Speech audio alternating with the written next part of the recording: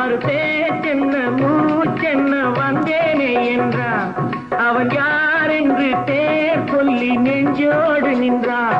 அவன் யார் என்று பேர் சொல்லி நெஞ்சோடு நின்றான். புத்திசாலி மத்தியிலே கத்து வச்ச வித்தைகளை படிக்காம் பாரம்மா. பொம்பளைய சொக்க வச்சு பக்கம் வந்து நிக்க வச்சு சிரிச்சாம் பாரம்மா.